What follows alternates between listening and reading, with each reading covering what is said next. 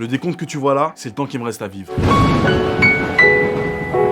Je le sais parce que des scientifiques ont trouvé comment prédire le moment de ta mort juste à la façon dont tu marches. C'est flippant, non? Y a qu'une seule chose dont on est 100% sûr, c'est qu'on va tous mourir un jour. J'avais des doutes avec la reine Elisabeth II, mais elle nous a quand même finalement quittés, paix à son âme. Donc, on sait tous qu'on va mourir, mais jusqu'à il y a pas longtemps, on savait pas prédire le moment de notre potentielle mort. Et ben c'est terminé maintenant. Des scientifiques ont trouvé la réponse à ce mystère. Le projet démarre en 2006 avec la UK Biobank. Le projet, c'est de collecter et conserver une grosse banque de données médicales de centaines de milliers de personnes pour permettre aux scientifiques d'étudier en détail le développement de certaines maladies en fonction des gènes des gens, de leur style de vie, leur environnement, etc. Ils ont fait appel à 100 000 Britanniques pour effectuer des tests, et notamment le test...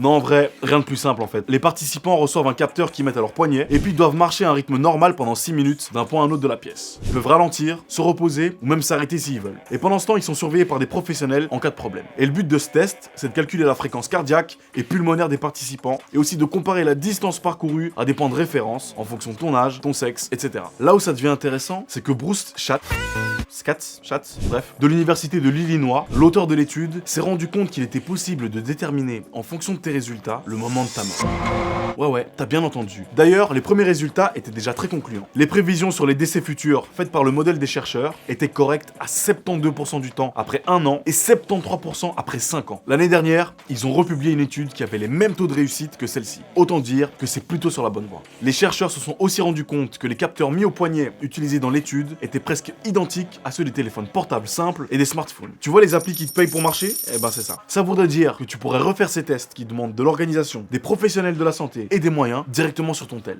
C'est ouf, non? Après, en étant réaliste, bref, a quand même précisé que certaines situations pourraient être compliquées en cas de maladie dégénérative ou même de manque de connaissances technologiques. Toutes ces questions sont encore discutées dans la communauté scientifique, mais l'idée à terme, ce serait de trouver des solutions pour rendre ça plus accessible en même temps que l'étude avancerait. En vrai, dans l'idéal des chercheurs, tu pourrais télécharger une application sur ton téléphone et tu pourrais surveiller ta santé au quotidien de manière pratique et indolore. Et là, on parle pas de l'application santé qui compte tes pas et tes heures de sommeil, mais de quelque chose de beaucoup plus détaillé. Par rapport à ça, Schatz, bref, vous l'appelez comme vous voulez, a déclaré: si vous voulez améliorer la santé générale de l'ensemble de la population, ce type de projet est vraiment important. Et en vrai, au-delà de l'avancée technologique pour la santé, moi ce qui m'a marqué, c'est la précision de sa mort. Ça voudrait dire que tu pourrais organiser tes propres funérailles et carrément inviter les gens à l'avance. Ouais, ça va ou quoi? Ouais, ça va. T'as quelque chose de prévu le 16? Non? Ah bah parfait, parce que c'est le jour où je comptais mourir, et du coup je voulais savoir si t'étais dispo pour venir à mon enterrement. Ouais, tu ramènes les boissons? Ok, super, salut hein.